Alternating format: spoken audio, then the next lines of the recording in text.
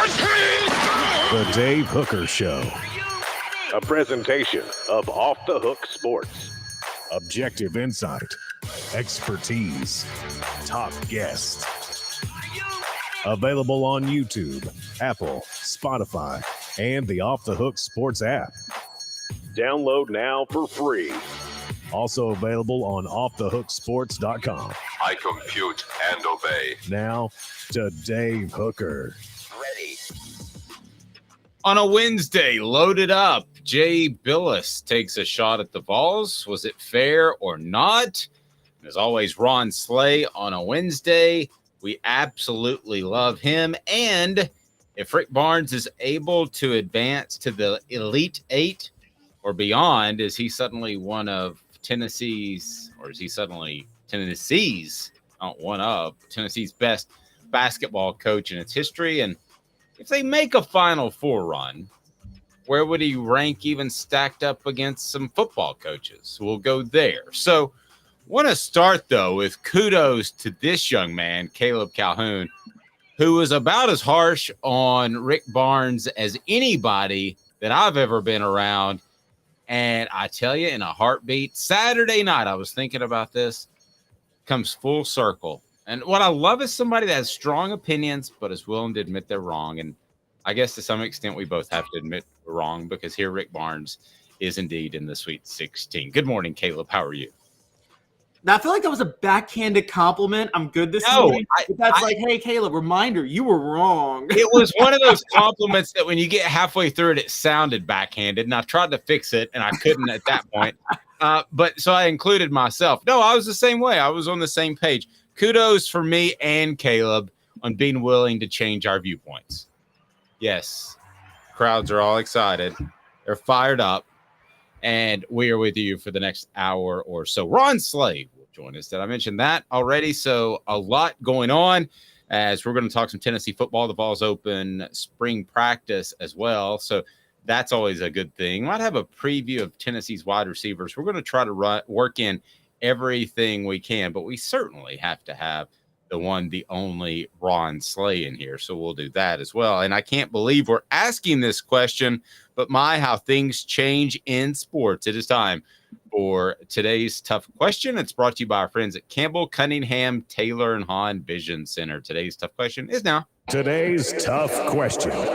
Take a side. Take a stand. The Dave Hooker Show, a presentation of offthehooksports.com.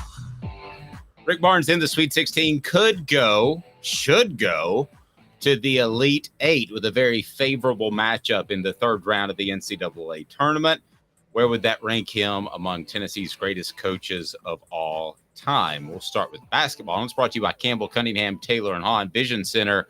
Done locally and done right. I love Campbell, Cunningham, Taylor, and Hahn in Knoxville because their doctors care about you and they're local. Got other vision centers that'll fly people in from all over the place, all over the country to do LASIK and cataract surgery. I don't know about you, but I like to know my surgeon. No glasses, no contacts. I'm golden. So let's start with basketball. Bruce Pearl led Tennessee to the Elite Eight once.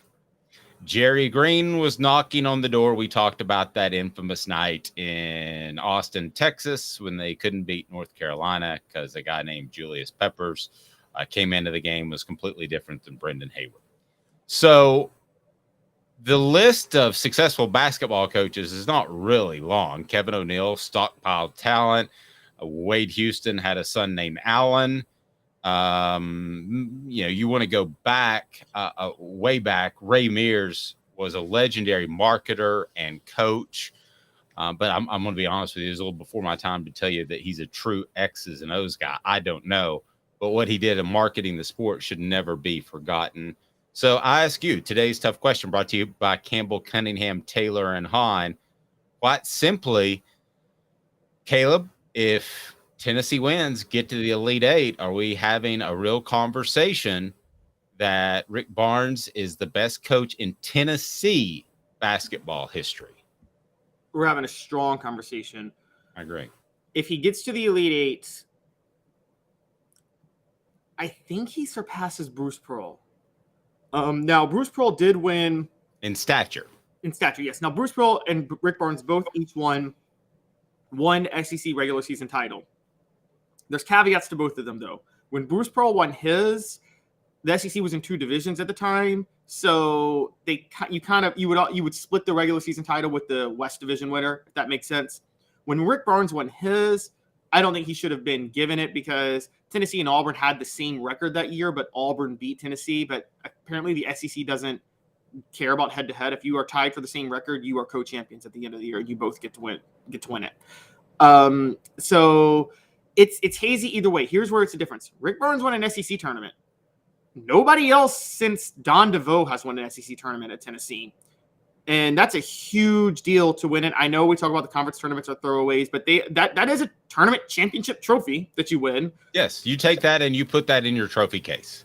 Exactly. And Rick Barnes got that, and he had Tennessee at number 1 for 3 weeks. Bruce Pearl had them at number 1 for 48 hours, and he has a 30-win season, just like Bruce Pearl had one 30-win season. So I think he surpasses Bruce Pearl. The question does become Ray Mears. It was a different time. Ray Mears, as far as I'm aware, only made it to the NCAA tournament 3 times, and they never really made it that far. But what we have to remember is during that time, the NCAA was so outdated, they only took the conference tournament champion for the longest time, or the conference regular season champion. And that's why I think this. There was a point in college basketball where the NIT was more high profile than the NCAA tournament because of that stupid thing they were doing with. To me, Caleb, comparing Barnes and Mears is like comparing Fulmer and Nealand. I feel like we could go roundabout with either all day, and you and I may end up agreeing or disagreeing, but we could have that conversation forever. It was essentially 2 completely different sports. I mean, really, wasn't it? That's fair. It was. I disagree. I don't think Fulmer and Nealand is that close. I don't think anybody can be clear compared to Nealand. No, I don't either. But I'm just saying, if you compared the different eras, that's 50 years apart. You're right. That's where it does get tricky, is because it's so far apart. But I still think it's fair to coaches are tasked with dealing with the sport that's in front of them and using their intellect to adapt to it and get out ahead of it, whatever that may be at the time. Ray Mears did that better than anybody. Let's just call it what it is. I mean, Ray Mears was, how do you get Bernard King and Ernie Grunfeld to Knoxville in 1977? I don't know. I've heard the stories behind it. It still sounds like an incredible sell. Here's the other thing, too, is Tennessee basketball second in wins all-time to Kentucky, which they are in the SEC, just like they're second all-time in wins to Alabama in football. Are they second all-time in basketball wins to Kentucky if Ray Mears doesn't come up with the term Big Orange Country? And I spoke to him about that one time. I believe he did come up with that, and the university stole it from him.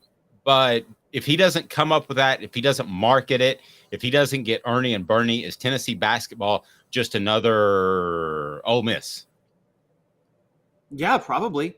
I mean, those are foundational pieces that you lay, that you build everything else off of. If you don't have a good foundation, it ain't happening. Right, exactly. And I would take it a step further. I'm going to be honest, because as you know, Ray Mears came around the same time Doug Dickey did. Both of them were very, very involved in kind of bringing Tennessee, should we say, to the modern era of sports, just like modernizing it to a certain degree. Doug Dickey installed the power tee, running through the tee. Ray Mears was doing the same thing with basketball. If Ray Mears isn't doing what he's doing, I'm not sure Tennessee football has its run in the 80s and the 90s. I think a lot of those traditions really carried over to the football program and the university as a whole. And so Ray Mears goes beyond basketball. And another question is, if Ray Mears doesn't have a health issue, do you think eventually Ray Mears wins a national championship in Tennessee? I do. I wouldn't bet anybody to win a national title, but he would be very, very close. Like, how long did Dean Smith go before he won his first? It was quite a while. I think he took over North Carolina before Ray Mears took over Tennessee, and he didn't win a national championship until after Ray Mears was forced into retirement. He won it in 84, didn't he? Yeah, I'm looking it up now. 82. Okay, 82. So, yes, I would have said Dean. So I guess I would have said Ray Mears, too. I mean, if I'm going to say Dean Smith, I thought in 1980, I was young, but I thought, yeah, he's going to end up winning one. He's North Carolina, for goodness sake. Good morning to a ton of our listeners out there. Oddspots pointed out where Coach K complimented Tennessee. I didn't see that. All I've seen is Duke fans and Duke analysts ripping Tennessee for playing too physical, which is so ironic to me in a game that they played physical as well. Good morning to all of y'all. Smoky Mountain Red, Travis. And Travis says, did Caleb steal Shooter McGavin's jacket? I love it. That is a strong jacket. I did not steal his hair. My hair is horrible today, guys. Just so y'all know. I think you look fantastic. The Shooter McGavin's jacket probably deserves a t-shirt right there. And not having double Z, Zakai Ziegler scares me for this game. Agreed. Smoky Mountain Red said, I do not recall a team where I have to I keep having to look up their names to how to spell them. Trust me, I can definitely identify with that as we write about a lot of Tennessee basketball on Off the Hook Sports. So at the end of the day, would you have him surpassing Bruce Pearl number 2 to Ray Mears? Yeah, I'd have him surpass Bruce Pearl. He'd be number 2 to Ray Mears. And people are going to say Bruce Pearl did more in fewer years, but it's Bruce Pearl's fault he only had 6 years. I mean, that's on Bruce Pearl. That's not on anybody else. So okay. One quick thing I want to throw in, because the Coach K thing that was brought up, that is true. I actually have to give some credit to, as much as I've criticized Duke fans and Homer media, the same way I criticize Alabama fans and Homer media, I give Nick Saban props. Coach K, he basically said Tennessee was a bad matchup for us. They played more physical. And he even said it's not that maybe we could have played better, but it was really about what Tennessee did.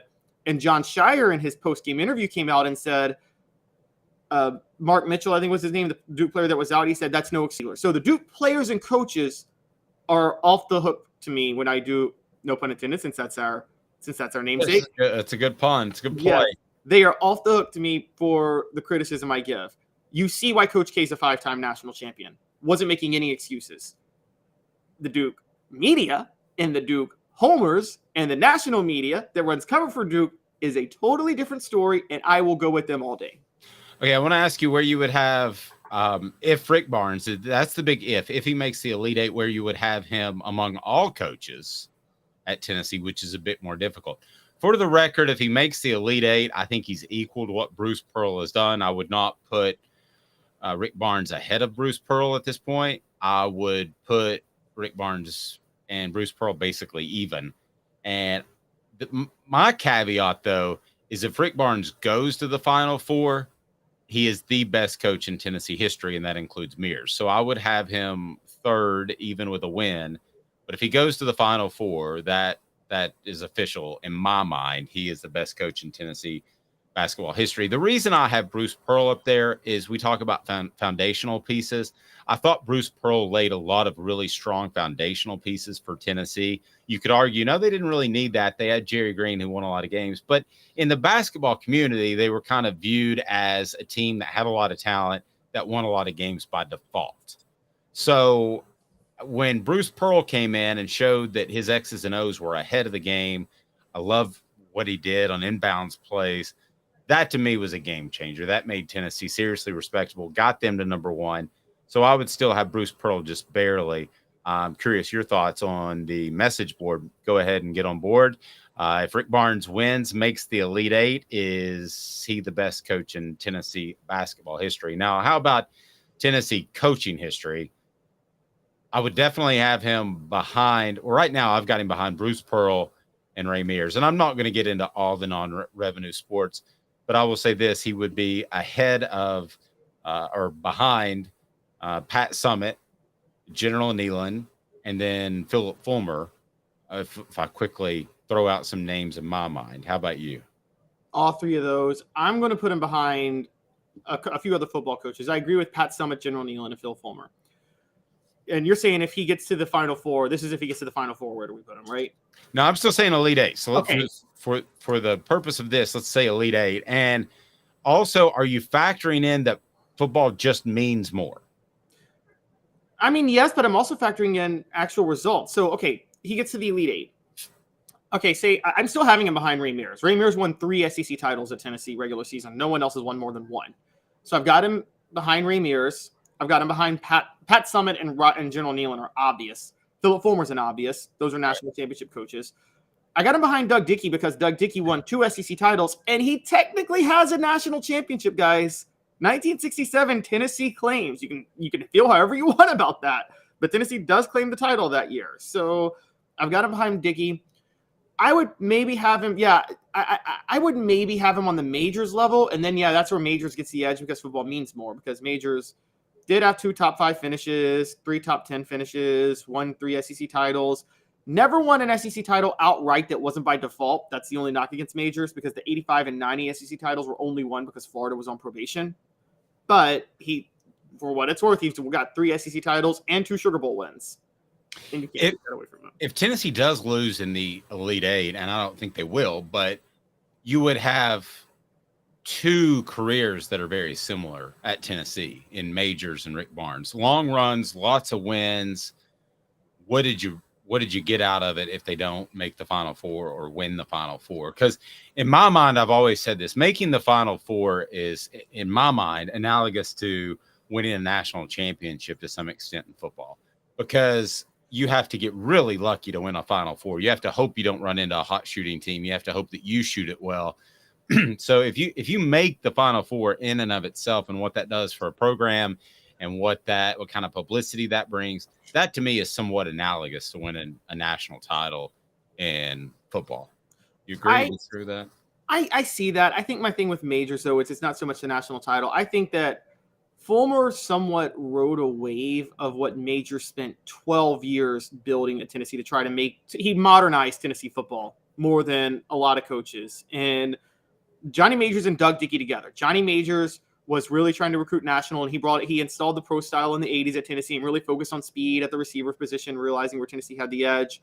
And then Doug Dickey using his connections to make sure Tennessee scheduled national games before national TV was a thing. I think those 2 things really set the tone for Tennessee in the 90s to do what it did. And I can't, you talk about Bruce Pearl laying the foundation. I'm that way with Johnny Majors. I can't take away the work Johnny Majors did, the state of the program that Tennessee was in when Johnny Majors took over, and the work he did to really just completely revamp it. I can't take that away from him. No, that's fair. Portions of the program brought to you by our friends at Zool Beer Company, xulbeer.com. That's xulbeer.com, and Zool Beer Company is absolutely fantastic. Worldwide award-winning craft beers, and they also have parking downtown. You just don't see that a lot. That's Zool Beer, xulbeer.com. Excuse me. Again, worldwide award-winning craft beers, parking downtown, great panoramic view to hang out and have a good time. More after this. He's Caleb Calhoun. I'm Dave Hooker. 2 minutes off the Hook Sports. Family has been creating jewelry since 1986. Each piece unique with a story all its own. I'm Rick Terry with Rick Terry Jewelry Designs. I'm a jeweler, and I want to be your jeweler. We're grateful that you chose us to be Knoxville's best jeweler. My family and staff look forward to serving you. So please come see us. Kingston Pike and Campbell Station Road in the heart of Farragut, and downtown on Gay Street, right next to the Tennessee Theater. Inflation has risen to the highest level in over 40 years, according to the April 2022 U.S. Inflation Calculator. Will your investments provide you the income you need in retirement? Are you losing purchasing power of your savings due to inflation? Simply stated, if the cost of goods and services are 8% higher and you're only earning 4% in your investments, that money buys you less of what you need. Right now is the time to act. Call Guardian Investment Advisors today. Hey folks, Gary Viles here. I want to personally invite you to North Knoxville's newest sports bar and restaurant. It's Big Orange Phillies, located in Black Oak Center. And yes folks, it's happening in Halls. Big Orange Phillies offers family-friendly environment with homemade meals and the best deli-style subs around. Billiards, darts, jukebox, shuffleboard, and cornhole, and a full bar. We also offer valet parking on weekends and during special events. We even have a covered back patio. It's happening at Big Orange Phillies. We want, we need, and we appreciate your business. Hi, Mike Davis here with City Heating and Air, reminding you to always dare to compare. Our team provides quality local heating and air service, installation, and maintenance across East Tennessee. We use only the best equipment like American Standard heating and air conditioning for your residential, new construction, or commercial needs. Honesty, dependability, and customer satisfaction have been the cornerstones of our business since 1961. City Heat and Air. Dare to compare. Chattanooga, we're at it again. For the 5th year in a row, you voted us best of the best criminal and DUI law firm. And finalists for best law firm and best personal injury firm. Thank you for the love, Chattanooga. We won't let you down. Do you want to own the more that owns every job? Then get to Vassey Lawn and Garden in Cleveland and get you a Toro. I'm David Vassey, here to talk to you about Toro. With a Toro Zero Turn, you'll get more out of every minute and you'll reach the finish line faster. At Vassey's, we like to say, no matter if you're mowing 3 acres a week or 11 lawns a day, homeowners and business owners alike find confidence in equipment they can trust from top to bottom. Vassey Lawn and Garden, Highway 60 North in Cleveland. Man alive, it's worth the drive. Got cataracts? We can fix that. Never miss another moment. With a little help from Doctors Campbell, Cunningham, Taylor, and Hahn at cctis.com. Objective coverage. Hey, that's new. If we get caught, we're going to jail. The Dave Hooker Show, a presentation of Off the Hook Sports. YouTube, Apple, Spotify, and the free Off the Hook Sports app. I'm going to need to see some identification. Back to Dave Hooker. Ron Slay to join us shortly. Have you hit that like button yet? Please do that. The thumbs up button. We greatly appreciate that. Whether you're watching recorded or not, we are with you 10 a.m. Eastern time each and every weekday. Be sure and download the app if you haven't to this point. Great stuff on our YouTube channel. Just a fantastic interview with one of Tennessee's top prospects. Go to the YouTube page, hit subscribe, and you'll appreciate that from Luke Winstel, who did a little bit of work with us. And Jarek Gibson is one of the top running backs in the nation, and he's thinking balls. Might be a tough pull, but get his thoughts on the YouTube channel if you haven't gone there yet, and be sure and subscribe. But I highly encourage you to download the app. It is time for, one of my 2 or 3 favorite segments. Yeah, probably say my favorite segment. Let's go ahead and go to 4 Downs. It is right now 4 Downs, brought to you by AndyMasonRealEstate.com. 4 Downs. 4 questions. 4 answers. The Dave Hooker Show. 4 Downs. A presentation of OffTheHookSports.com. All right, talking some hoops again. Pat Forty ranks the Vols 15th among all Sweet 16 teams. 4 Downs brought to you by AndyMasonRealEstate.com. Over 40 years of experience in his office, you'll save thousands, if not tens of thousands of dollars. AndyMasonRealEstate.com. His approach is very simple. Best service, best prices. How can you beat that? So let's dive into what Pat Forty and Sports Illustrated thinks about the Vols. 4 Downs. For the record, Pat Forty and SI has Alabama number 1. So I ask you, first down, is Alabama truly the number 1 team in the nation? I think if you combine talent on the court and X's and O's coaching, then yes. Now, we can say whatever we want about the character and the focus of this team, but if you combine, look, Nate Oates is a great X's and O's coach, and he's got some real talent on that team. So I think Alabama's truly the number 1 team right now on the court. I think by default, because I think this is just a very mediocre field. No, I agree. I would probably have Houston slightly above them, but you're talking about a coin flip at this point. All right, so second down, are the Vols better than San Diego State, who is listed above them? The reason I picked San Diego State, defensive-minded team, right above them. I'll just go ahead and tell you, I have trouble believing that San Diego State is significantly better talent-wise. So they're both defensive-minded teams, but yet Sports Illustrated has San Diego State in front of them. I don't get that. Going through the SEC, which is very difficult, I think Tennessee's a better team than San Diego State. I think the spread would be somewhere along the lines of 5 or 6 if they played. How about you? No, I want to go nuclear on Pat Forty for this, because this is absolutely stupid. San Diego State is not better than Tennessee. I've criticized Tennessee and their ability to go deep in the tournament because of their defensive mindedness and how they play too physical and it grinds too much and it lessens their offensive efficiency. San Diego State does the same thing on a smaller level. Defensive-minded teams, the more powerful teams are always going to be the better ones. think about football, Dave, for a minute, covering football. Have you ever met a defensive-minded mid-major team? Has a mid-major team ever upset a powerhouse with defense? No, they do it with creative offense. It's true. It's the same in basketball. You think a smaller school like San Diego State, because defense that comes down to your size, length, athleticism.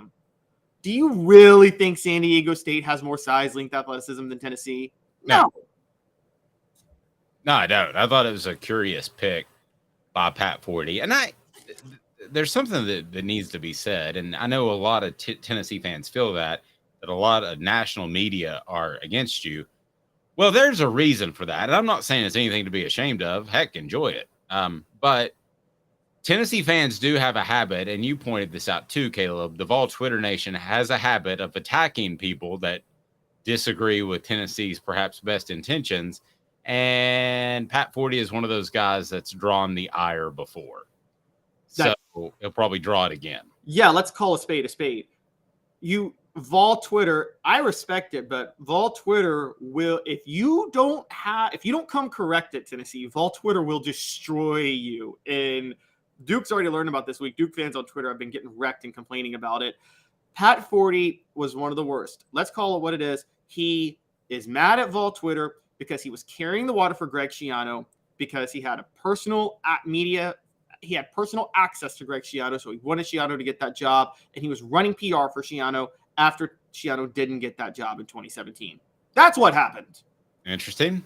I'll let that lie there. I thought that Tennessee was a bit disheveled in whoever they were trying to hire at the time. And they misled their fan base in an orchestrated attempt on social media. Better than Xavier. The reason I picked Xavier a little higher rated on Pat Forty's list, but they have a little bit more basketball tradition than Tennessee. So is Tennessee better than Xavier? I think that I would have them close to being on Xavier's level. The thing about Xavier that's big is that they have a lot of people who can score. And that's the one advantage they have over Tennessee is, who's Tennessee's going to, we still don't know who Tennessee can turn to if things get tight and you're like, you need a bucket. We've talked about that all year. Xavier has like 4 guys that can do that. And I think that helps Xavier. They're a little more, they're not aggressive on defense, but they're effective. So if Tennessee played Xavier, it'd be another one of those boring games, but I'm not so sure that, I don't know if Tennessee's better than Xavier, but I definitely don't think Xavier is 4 or 5 spots better than Tennessee. No, and we get to that upper level when you kind of get on his list beyond about 9 or so. That's Michigan State, and that's a group that has some really good coaching. Xavier comes in at 12. The reason I picked them is because that's about where I would have Tennessee, the 10, 11, 12 mark, maybe even 9, because I think there are 9 teams that either because of their coaching or their history in the tournament, they have a bona fide advantage. But I don't think it's 11. I don't think it's 12. I don't think it's 13. I don't think it's 14. And right now, Sports Illustrated has Tennessee as the 15th best team in the NCAA tournament, which essentially might as well be last. I mean, let's be real honest with you, because you have Princeton, who was a 15 seed, and at 16, Tennessee's a 4 seed behind San Diego State, that was a 5, behind Florida Atlantic, that was a 9. You might as well have Tennessee dead last in this thing. Yeah. And here's the crazy part. They're one of the teams that's favored to go to the Elite 8, and you have them next to last. I think they're a higher seed than half the teams in the Sweet 16. And I'm with you. I would have them at 9th. I would have them ahead of a lot of the lower seeds. I would consider having them ahead of Michigan State. I think a lot of that is just the belief in what Tom Izzo does. But I think that's a little overblown. And I'm going to say this about Tom Izzo with all due respect to him. I'm a Grizzly fan. I love Zach Randolph, and his game was developed by Tom Izzo. So I got no beef with him. Tom Izzo gets Michigan State to the Sweet 16. He's only got 1 national championship, though. Once the second and third weekend come, his team, once they play better teams, they never really get over that hump. They got over it one time 20 years ago. It feels like it's the same story with Tom Izzo. Watch out for him. He'll make some noise in the tournament, and they always play physical and rebound. Don't we say the same thing each and every year? every year. They play physical and rebound, and they get to the next weekend and they lose. By the way, I mean, let's call it what it is. That's how Gonzaga plays too with Mark Few. And I would love to see Mark Few get a national title. But Gonzaga gets to the Sweet 16 every year playing physical and defensive rebounding. And then they run into somebody and they can't close the deal. Yeah, and is that his forever legacy? Izzo, not to get too sidetracked, but is that forever his legacy if he doesn't win another championship? I think you can win one and be okay. I don't think it's as bad of a legacy as Calipari's legacy is. I don't think it's that. I think the big reason I think that is I think Izzo has a style, and I think Izzo develops players for the NBA very well. I mean, let's be honest. Like I just brought up Zach Randolph. That's a 6'8" power forward who can't dunk, and he had a 10, 15-year career in the NBA. He was all NBA for the Grizzlies because he was so fundamentally sound. Draymond Green is a stretch forward, but does not look like he should be as elite of a player as he is. That's Tom Izzo's development more than anything else. And I think that's the big story with Izzo is that his legacy is who he's developed for the NBA. Calipari doesn't get a legacy of developing guards for the NBA. Let's be honest. Those guards would be in the NBA if they could out of high school. They're not stars because they played for Calipari for a year, if that makes sense. A couple of quick notes that everybody seems to love Vol Twitter and their ability to attack national writers. I don't know if Ron Slay loves that or not, but Ron Slay, Vol Twitter is a thing. It is something that some national writers must be wary of if they're going to write something about Tennessee, right? Yeah, I listen. I got a Vol. I got a tent sitting outside Vol Twitter. I'm like, you know how they do Coach K, Coach Krzyzewskiville. That's me. I'm sitting outside Vol Twitter. I can't wait to get my ticket. I'm always camped out. You know what I mean? As soon as the doors open, I fly in there. I love it. That's home. That's my home away from home. Being able to get into Vol Twitter and just run rampant because it's endless. It's endless. It's endless drinks. It's endless food. It's endless money. Like your tokens never run out. You can play all the games involved to it. I love it. I love it. Hit that thumbs up button. We love Ron. Ron Slay's appearance brought to you by Zach England of Best and Brock. Zach's got your back, personal injury attorney in the Chattanooga area that you just can't get anywhere else, and you can go toe-to-toe with those insurance lawyers. All right, Ron, we were having this discussion. Whose career would you rather have if it ended right now? Tom Izzo, John Calipari? Oh, I'm gonna go. I'm probably gonna. That's tough, man. I probably go Izzo.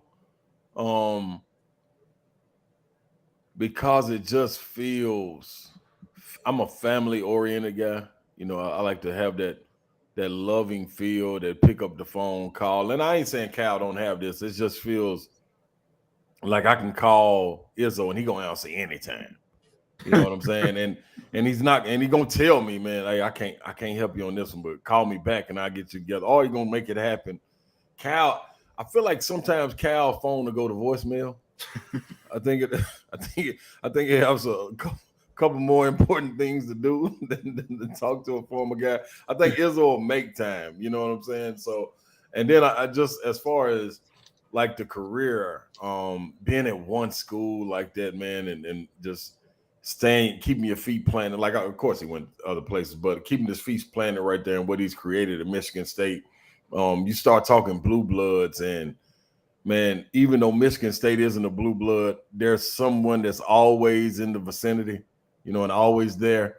So, I love what Izzo's done, man, and I love the way he comes out, speaks for his players, and more than anything, I love how he admits when he's wrong.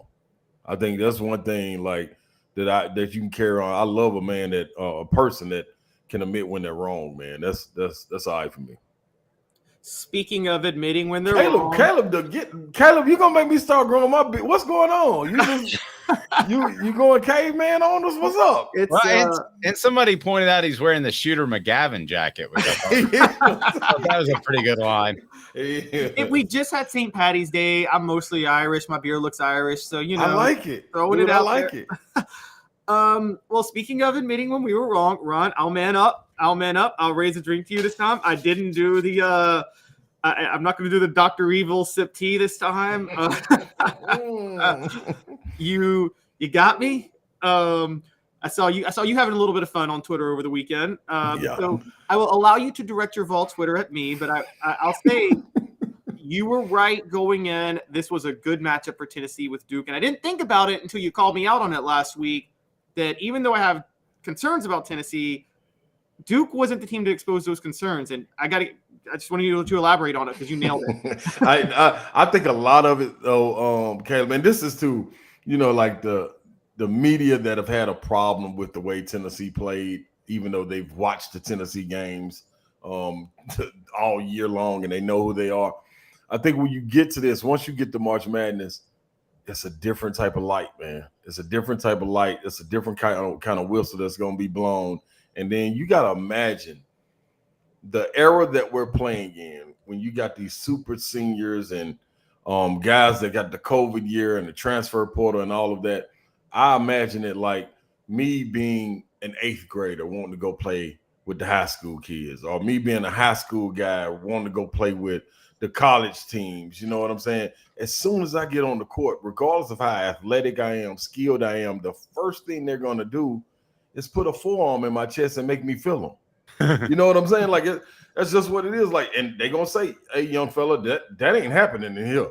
Like, that look good with your peers that you playing with, but we old over here, man. And we ain't doing all that jumping around, flying, and no. If you can jump through this elbow, then go ahead. You cab at it. We smack you on the butt. Let's get back and play defense. But you look at it, and Duke, outside of Roach, they had freshmen that they relied on. Yeah, McWilliams went out and everything. Yeah, but Zakai went out. So you can swap that out. This is the thing.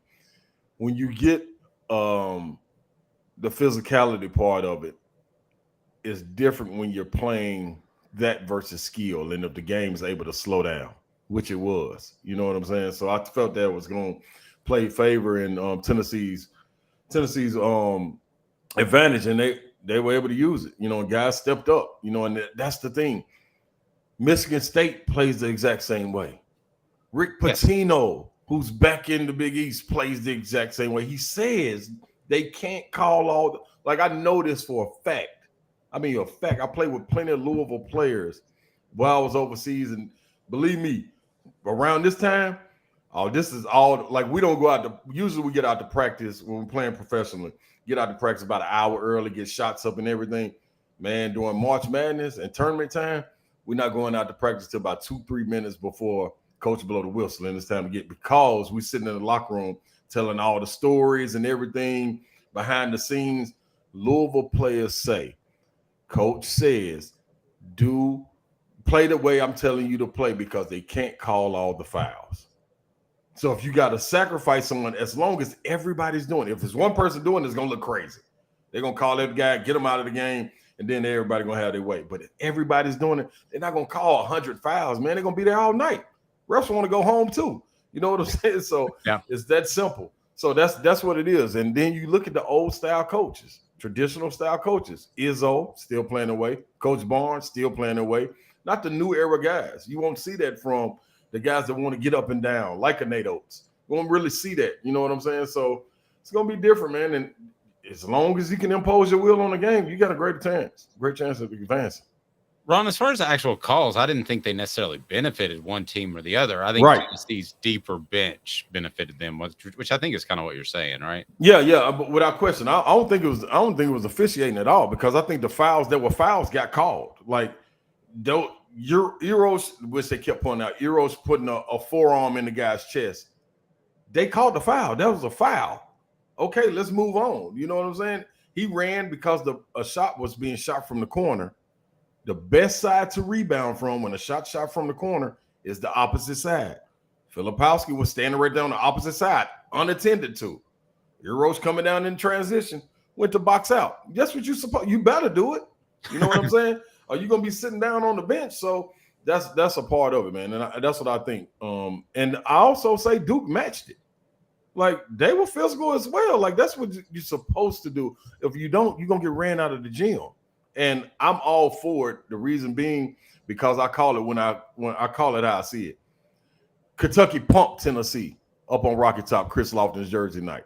It ain't no ifs, ands, or buts. You go away from it and you ask the guys in the locker room, they say, we didn't match their physicality. Kentucky came out and gave it to us. It's the same exact thing. Nobody had a problem with it then. We were praising Kentucky. Yeah, they're back on track. Ooh, look at them. Sheboy, Chris Livingston. What's the difference? What's the difference? Let me ask you that, Ron, because it sounds like what you're saying a little bit is that if Michigan State can get away with it, other teams can get away with it. Yeah. Sounds like there's a difference between the haves and the have-nots, so to speak. But Tennessee's been knocking on the door for a long time. Yeah. At what point do you knock on the door and you don't get thrown under the bus by, in this particular case, some of the national media? I mean, how long do you have to knock? It's been like 20 years. Yeah, I know. I guess till you advance and you win the big one, I guess then it'll stop. Then it'll really stop. But honestly, is that it? Do you have to win it all or make the Final Four to get people off your back? I believe so, man. And I think you look at it, and it's also not only the way Tennessee plays, it's the way Rick Barnes coaches. You look at his Texas teams, they were the same exact way. You look at James Thomas, who I played against when he was at Texas. You talking about physical, Lord have mercy. Man, the man taped his wrist, both wrists, to come out there and play basketball. Why you need both wrists taped? How are you going to shoot? This ain't football. What are you doing, JT? That's my man, $100,000. But he knew it.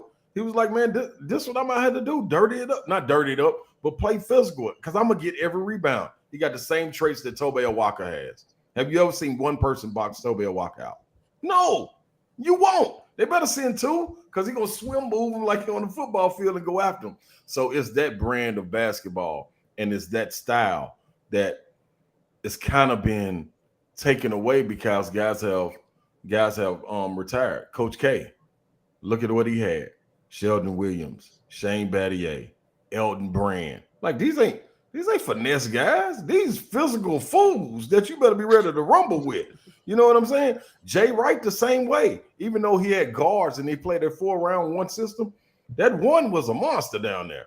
Same thing. Bill Self missed it a little bit because he wasn't in the tournament this year. But the coaches, as they start to move out, you start to see this new era ushered in, and it's more of a finesse style game. So you don't see it as much anymore. But the ones you do see it with, you just look around, man. Those are the ones that have lasted. So, Ron, speaking of that 4 out, 1 in, I want to turn a little bit to Florida Atlantic on Thursday. What are your thoughts? They go 9 deep. They got shooters everywhere, and they got a 7-footer that can rebound. Is this a matchup that Tennessee should be concerned about? I think if Tennessee hadn't seen this before, but I think they had the opportunity to see this when they played Alabama, being able to shoot the ball the way they do. When they played Missouri, being able to shoot the ball the way they do. So I think Tennessee, when knowing what they're getting into, and all you got to do is look at the numbers, and I'm an eye test guy. But you look at the numbers on this team, man, they go, like you said, go 9 deep, and 7 of them are shooting 3-pointers. 6 of the 7 are shot over 100 3-pointers. The 7th one shot 93. So it's like one thing about it, they're gonna let it fly, and that's in transition to everything. So I think it'll be a detail that's paid attention to by Tennessee that won't get away from them. I think the thing that scares me the most about FAU is these long shots create long offensive rebound attempts. So you can get second chance points.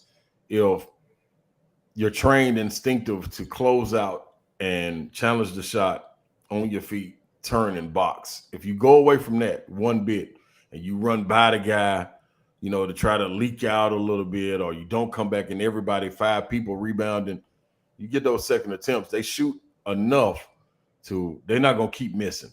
I think they shot 33s and 24 threes or whatever it is. They shot a high rate of threes and they haven't made some. At some point, FAU is going to make some threes. So you can't give them that opportunity to take second chance 3-pointers or you could be in trouble.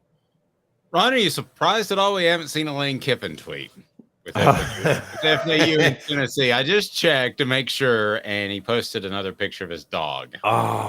Maybe the dog will tweet it out at some point, man. I think he got his own Twitter too. Well, he was going to tweet it out, but he gave it great pause. Pause. Oh my God! Did you get that, Caleb? Took a second. Joke grenade. Oh my God. I like it.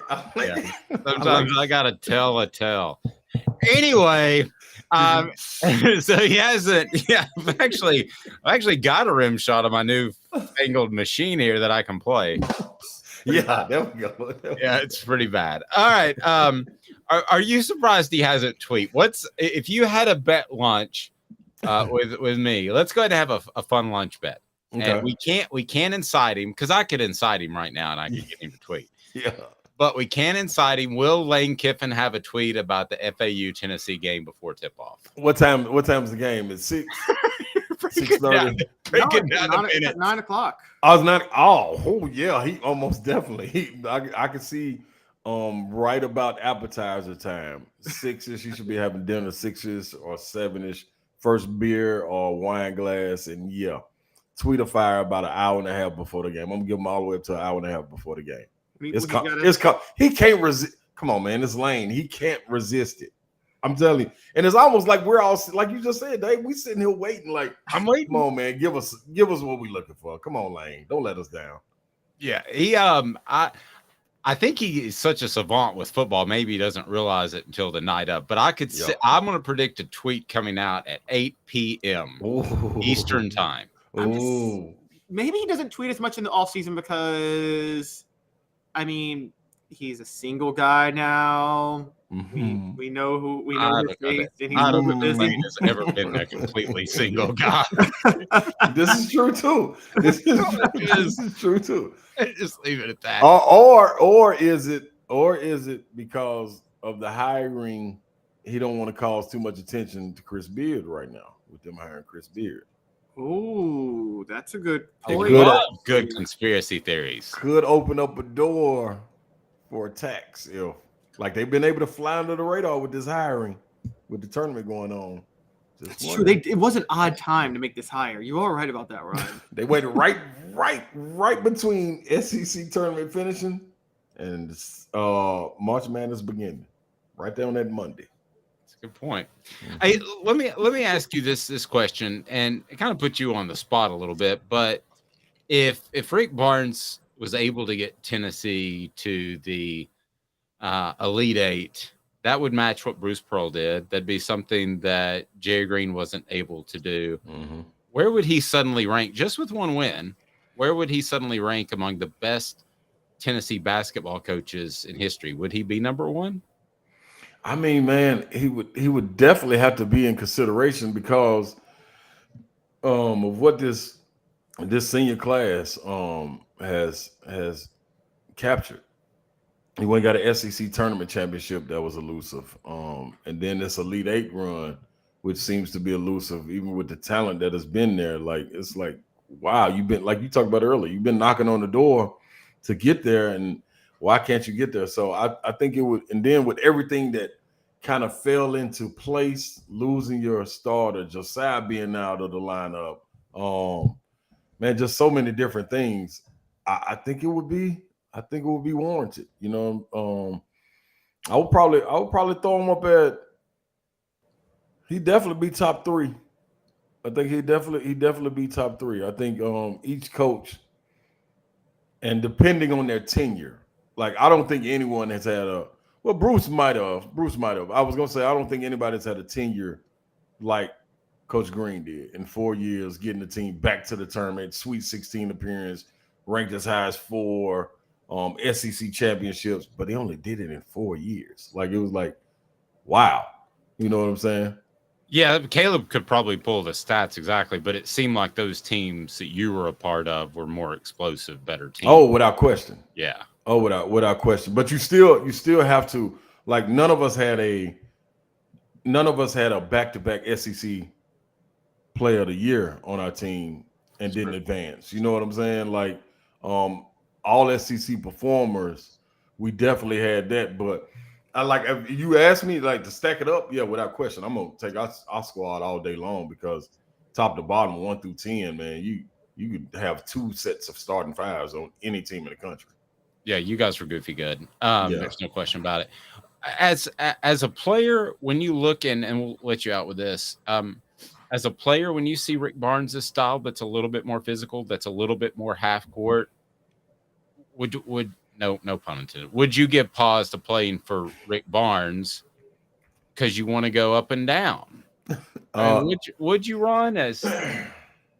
I'd rather go up and down. I don't mind playing defense, but I'd rather go up and down and throw oops because I can't dunk anymore at 49 years old. But I don't mind throwing some oops to Ron Slay. See, okay, so this is my thing.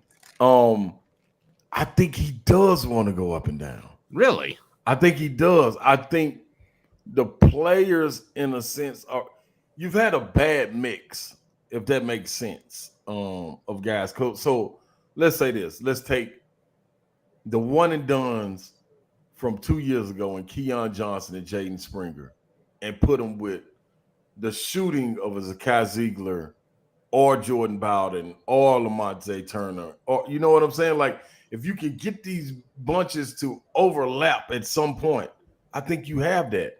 You think you just, man, those teams right there, Jordan Bowden, Jordan Bone, like that's what they had to get out and do, run.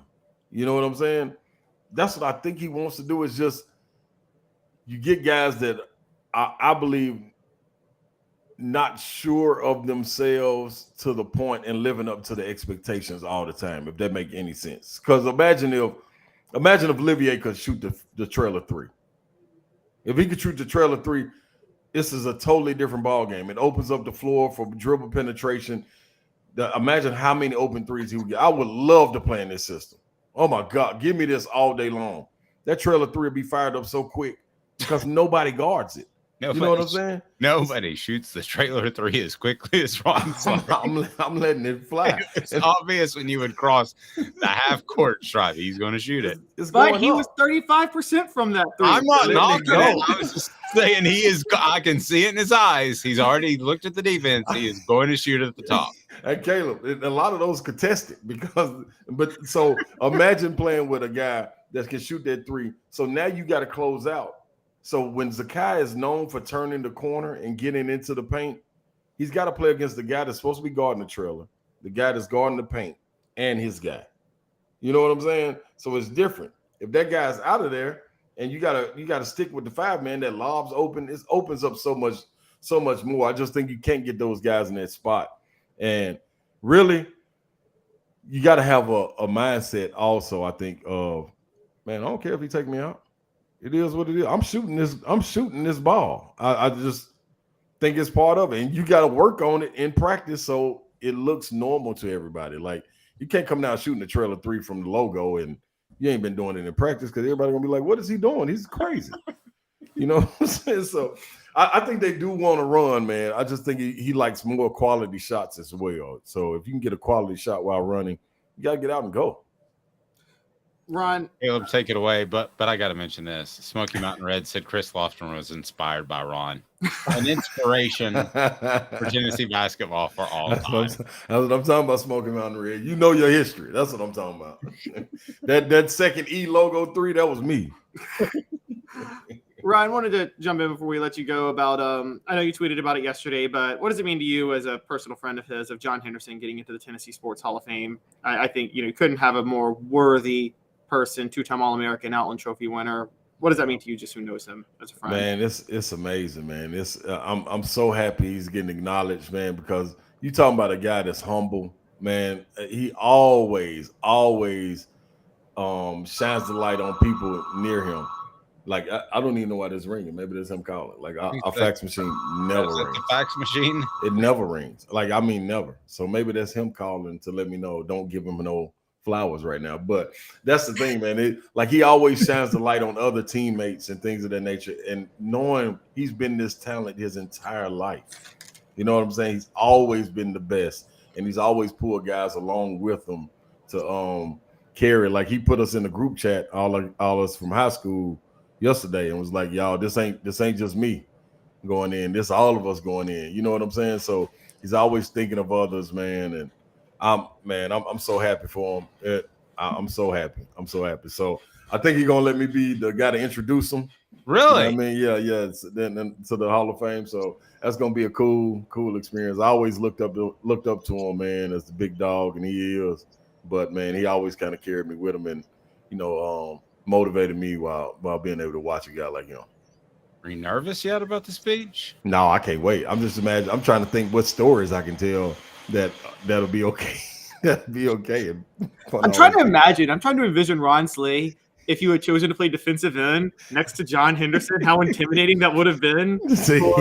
How games were with John Henderson and Ron Slay. Oh, it would have been serious. But see, I didn't want no parts of that defense. Like, you could have kept me a tight end or something. I would have did something. But no, they get too rugged, man. I had to watch them all the way through high school. They wouldn't even try to block him. The ball would be snapped and they would dive straight at his ankles. Like, this is in high school. I'm like, dude, what? How you gonna do this, man? Like, and it's crazy. He got through it. I don't know how he got through it, but he did. Ron's last thing, you like Tennessee to win against FAU? I do like Tennessee to win. I think they're gonna be paying attention to detail, get to the shooters challenge, and not give up second chance shots, and do the same thing. 9 turnovers or less. They do that and don't allow this team to get out and run. And they got to show FAU got to show they can go rebound on the defensive end to get the rebound to get out the run like they want to do. You got to be able to impose your will again. Have guys going to the boards like Julian Phillips. That was humongous. Him going to the boards, Josiah Santi going to the boards. Like, that's different, man. When you got to get 5 bodies accounted for and able to get back, you got something good. So, yeah, I got him winning. Ron Slay, you can check him out on 104.5 The Zone with Brent Doherty and Don Davenport. He does a great job from 3 to 7. If you're in the area, certainly check it out. Ron, have a blessed day. We always appreciate it, buddy. Yes, sir. Keep the beard, Caleb. Keep the beard. Thank you. As long as you can do it, it's not all white. I tried mine in December, and it was all white. White and red. That ain't. Thanks, buddy. I appreciate it. Stay tuned. More after this. He's Ron Slay for Caleb Calhoun. I'm Dave Hooker. We get to some of your comments on the message board, and also we remind you need to check out crafttreats.com. Crafttreats.com. Use the promo code Off the Hook. That's the promo code Off the Hook, and you can get their CBD infused pet treats that'll help with your pet's digestive issues. Perhaps they've got the arthritis issues in their hips. Certainly helps my pet, or social anxiety issues as well. All of that, crafttreats.com. Use the promo code Off the Hook. Promo code Off the Hook. Get 20% off the CBD chill pills or anything else on the site. 3 minutes, and why Tennessee's newest opponent on their football schedule ain't doing a lot for me. Stay tuned. More after this. Off the Hook Sports. Sand and salt water, the beach is a very relaxing place. Unless you wear contacts. Ow! Open your eyes to the best the beach has to offer with LASIK vision correction from Campbell Cunningham Laser Center. Do you want to own the more that owns every job? Then get to Vassy Lawn and Garden in Cleveland and get you a Toro. I'm David Vassy, here to talk to you about Toro. With a Toro Zero Turn, you'll get more out of every minute and you'll reach the finish line faster. At Vassy's, we like to say, no matter if you're mowing 3 acres a week or 11 lawns a day, homeowners and business owners alike find confidence in equipment they can trust from top to bottom. Vassy Lawn and Garden, Highway 60 North in Cleveland. Man alive, it's worth the drive. Hey folks, Gary Viles here, Viles Automotive on Callahan Drive. I've been selling cars here in East Tennessee for 27 years. In that time, I've come to realize it's not about the car. It's about you, the customer. So I'm here to take care of you just like family. Good credit, bad credit, you name it, we can get you taken care of. If we don't have it, we can find it for you. We go across the country to get any vehicle that you want. And here at Viles Automotive, we don't believe in fake numbers. We just give you great deals. And as always, we want, we need, and we appreciate your business. Hi, Mike Davis here with City Heating and Air, reminding you to always dare to compare. Our team provides quality local heating and air service, installation, and maintenance across East Tennessee. We use only the best equipment like American Standard heating and air conditioning for your residential, new construction, or commercial needs. Honesty, dependability, and customer satisfaction have been the cornerstones of our business since 1961. City Heat and Air. Dare to compare. Chattanooga, we're at it again. For the 5th year in a row, you voted us best of the best criminal and DUI law firm. And finalists for best law firm and best personal injury firm. Thank you for the love, Chattanooga. We won't let you down. Our family has been creating jewelry since 1986, each piece unique with a story all its own. I'm Rick Terry with Rick Terry Jewelry Designs. I'm a jeweler, and I want to be your jeweler. We're grateful that you chose us to be Knoxville's best jeweler. My family and staff look forward to serving you. So please come see us. Kingston Pike and Campbell Station Road in the heart of Farragut and downtown on Gay Street, right next to the Tennessee Theater. You're listening to The Dave Hooker Show, a presentation of OffTheHookSports.com. The internet is full of pictures of each and every one of you. Available on YouTube, Apple, Spotify, and the Off the Hook Sports app. Download now for free. Is there nothing you people can't do? Also available on OffTheHookSports.com. All right, so I'm just going to go ahead and take it to the next level. Let's go ahead and tweet Lane. Lane Kiffin, pick on Vols versus FAU. You doing it? Yeah, the Kiffin Classic. All right, let's see what he says. Better than the White Bowl, like I suggested yesterday with with Danny and Brian White at each school. Yeah, I suggested at one point because Brian White is Danny White's brother. So I suggested to Fred White way back in the day that we do a show called The White Wave. That's his last name. He wasn't too crazy about that one either. That one didn't get very far beyond the boardroom desk. Oh my gosh. I don't know if you've ever watched Modern Family, but Phil played. They go to family camp and they're all on these different teams, and Phil's all the teams are coded by color, and Phil's on the white team, and he's like, "I'm predicting total white domination this year." It's not. You got to be careful with what you say nowadays. And in this woke world, there's a debate ongoing about ESPN showing women's tournament basketball games. We might discuss that a little bit tomorrow, but this just in. ESPN's also carrying the tournament. And it was also on a Tuesday night where there was no men's NCAA tournament game. It doesn't matter, though, if it's rugby or lawnmower racing. ESPN is going to show highlights from that.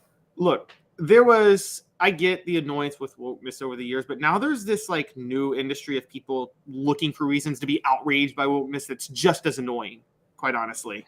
Well, and let's do that tomorrow. Yeah. What the H? Tennessee has scheduled North Carolina State in Charlotte? Huh? What the? What was he thinking? Release the hounds. The Dave Hooker Show. Keep cool. A presentation of OffTheHookSports.com. Brought to you by City Heating and Air Conditioning, cityheatandair.com. Integrity matters when it gets warm, and you may need that HVAC unit looked at. Go to City Heating and Air Conditioning if you're in the Knoxville area. Take care of you. I can promise you that. And they'll give you the right assessment of your unit, not necessarily a brand new one that's going to make them a lot of money. No, integrity matters. 50 years in the Knoxville market. Tennessee, North Carolina State in Charlotte announced yesterday. I haven't spoken to you off the air. We specifically at our 5 a.m. production meeting did not speak about this game because I wanted your honest reaction. So Tennessee, NC State, that will be in Charlotte, the Duke's Mayo Classic. That will replace the Vols' previously scheduled game against Oklahoma. Thoughts? This was roughly put together. So I know people are upset about it, but I don't think Tennessee have much choice. Oklahoma's joining the SEC in 2024 now. They had to cancel that series. I mean, college football, like games like this, they're scheduled 4 years out. So there weren't many options to really pick from if you wanted a more high-profile opponent. I think Tennessee should be happy about it, honestly. NC State's had an interesting run the past few years with Dave Doran. They've kind of been – they're not like a powerhouse, but they've been on the surface, and they've been giving Clemson a bit of a push if you've been paying attention to them the past few years. So I don't think it's a bad matchup for them, given where the program is right now. I wouldn't make this – I wouldn't schedule this game if I were Tennessee. And the reason is you do have an opportunity to go there, and even though Tennessee travels well, that's somewhat of a road game. I think Tennessee will have as many fans there as NC State will. I think they'll have more. Yeah, I think they'll have significantly more. And it's going to be in the Bank of America Stadium in Charlotte. So it's not at NC State, just to clarify for those that didn't follow. I would have scheduled. Listen, if you're just looking to fill a slot, which is essentially what you're trying to do because Oklahoma is gone, and you're trying to fill this slot, there's probably not a premier opponent out there. So once somebody tells me, "Hey, Danny, I hate to tell you, you can't get an Ohio State, Michigan. You can't get any of those elite temes. You also can't get a name team in UCLA and Southern California. I'm just picking teams at random, Caleb. Okay, well then give me an in-state team that could use the money. That's what I would have done. I would have taken an in-state team, whoever it might be, Tennessee Martin, whoever, have them at Neyland Stadium, have another opportunity for fans that maybe can't afford the Alabama and Florida tickets of the world to show up. That's what I would have done. Now, the recruiter in me, or the guy who covered recruiting, would say Charlotte is a good place to get exposure. That is the one argument I have for that. But other than that, it just didn't make a lot of sense to me. Why not have a home game against a lesser opponent in state so you keep the money in state? That's what I would have done. I'd take it a step further. Unless you're at the Chick-fil-A Kickoff Classic, which sells massive TV rights and has things like that, I don't know where you are, David. I feel like financially it doesn't make sense for Tennessee to do these neutral site games instead of a home and home. And I think they're going to make more. Like let's say you played 2 neutral site games in 2024 and 2025, or you played NC State at home in 2024 and NC State on the road in 2025. I think you would make more from that one home game than you would from the 2 neutral site games combined, because you only get half the revenue. You have to split the revenue with the other school. That's right. And then you also have to pay the promoter, whoever puts on this game. So the only way you make your money back is if it's a nationally televised game where you sell TV rights for a ton of money that the school split. Otherwise, I don't get this home and home. No, here's where I'm holding neutral site games. It's a pretty short list. It's Atlanta because of recruiting. It's Miami because of recruiting. It's Dallas because of recruiting. And you could probably make a pretty strong argument. They did this at one point up in the DC, Baltimore area, because I think that Tennessee could do better in that regard. They don't have a great history there. I just think there are guys with a lot of non-allegiances to schools because the schools around them aren't great. And I think the football is underrated. That's not just because I covered it. I saw it up close. Now, Charlotte would be on that next tier, but not high enough to just go ahead and have Joe Milton or Nico Iamaleava put together a fantastic half and feel more comfortable in an offense. I mean, this is a game that Tennessee could potentially lose. I don't know why you would put that on the schedule, but we are going to be talking about a season in which you could probably lose 3 games and still make the college football playoff. So things have completely changed and been turned on their ear in the past couple of years. So maybe that's what Danny White's thinking too. It doesn't do a lot for me. No, I'm with you on that. The only thing I would push back on is with something like UT Martin or something like that is I think they probably already have an FCS foe scheduled for 2024, and I think you can only do one a year. So I think you would have to do MTSU or Memphis. But again, Memphis is another dangerous school that, like, do you really want to play them in Knoxville? And I mean, you shouldn't lose to them, but it's one of those. They're not the Memphis that Tennessee used to beat up on in the 90s and the 2000s, outside of that one year at 96. Well, can you use this for leverage for basketball? I don't think Rick Barnes wants to play Memphis in basketball anymore. Okay. With the Rick Barnes Penny thing, you think that's more from Tennessee's side than Memphis' side? Yes, it traditionally was more for Memphis' side, and I actually got the point for Memphis because their point was we have to go to Knoxville to play, they have to go to Memphis to play. Tennessee gets the major recruiting edge playing in Memphis that Memphis doesn't get playing in Knoxville, if that makes sense. So that was the big reason they didn't want to do the series. They tried to do it at a neutral site game in Nashville, and Tennessee was like, why do this in Nashville? So that's why it's not happening the way it is anymore. But football, I think it's just more, it's not worth playing Memphis and risking something like that. MTSU is one thing, but even MTSU is kind of a decent program now for their level. And Mr. Jones points out that North Carolina is prime recruiting ground for Tennessee. I totally get that. I totally agree with that. But I think things have changed a little bit in that every game's televised, so exposure in that particular city is all grand and all great, but you do still have, that's an NFL town that you're competing with for viewership, and with readership in the paper or however they log on nowadays. So you're still competing with that. And is that a better recruiting day, beating NC State by 10, 30-20, than it is rolling up 54 points on a lesser opponent at home and showing the excitement of Neyland Stadium? If you could make it happen, I'd take the latter.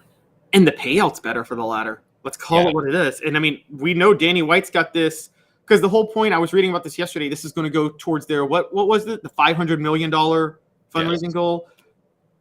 You play a home game. That's going to get you to your $500 million goal a lot faster than a neutral site game is, unless you're doing one of those major promo games that sells either recruiting, but also that sells massive TV rights. The Chick-fil-A Kickoff Classic. That's why Alabama does it every year. You know, Alabama could make a lot more money just playing a home game against Western Carolina that week. But what do you think they make now per home game?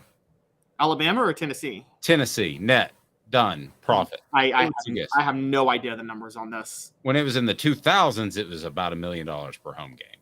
That doesn't include TV rights or anything. No, that's okay. I don't know. Because when Bristol Motor Speedway came and said he could promise each school $20 million, he didn't realize he had to have the TV rights. And when I wrote that, that was Bruton Smith said that, who owned Bristol Motor Speedway. And let's say my phone from Mike Hamilton blew up pretty quick, because $20 million, $20 million per school, that was a heck of a payday. Yeah. I would think they make, with inflation and everything and the higher prices, I mean, I'm talking about numbers that are 15 years old, Caleb. I would think they probably make 5, 7, 8 million per home game. I think so, particularly with the parking and everything. Network. Yeah.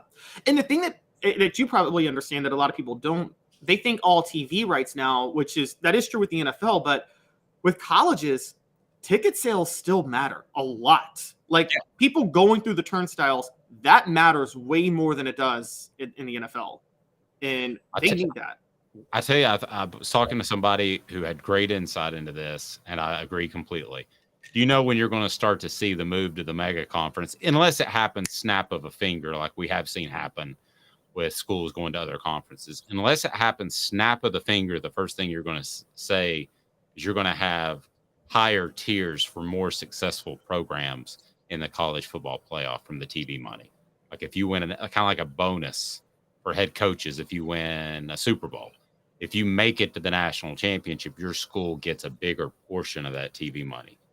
Then it's going to be more natural and easier for those teams to break away, if that makes sense. Oh, that's exactly what's going to happen. You basically prove how Vanderbilt is bringing nothing to the table. Yes. If you're the Big Ten, you prove Rutgers is really not bringing anything to the table. I think what you have to do at that point is, well, Big Ten, look, they're still selling larger TV rights because of the fact that for some reason networks are still buying based on the market size of where the conference is.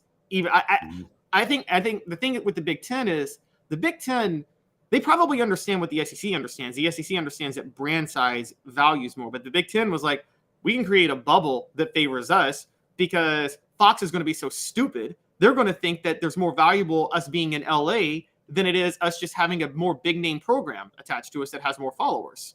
And so the Big Ten is cashing in on the stupidity of networks more than anything else right now. And I agree completely. I mean, how many people are watching in LA? Not as many as you would think from the number 2 market in the entire nation. So. Yeah, the Pac-12 championship game had more viewers in Salt Lake City than it did in LA. He's Caleb Calhoun. I'm Dave Hooker. A percentage or just overall? No, just more numbers. People from Salt Lake watch the Pac-12 championship than LA. Yowzers.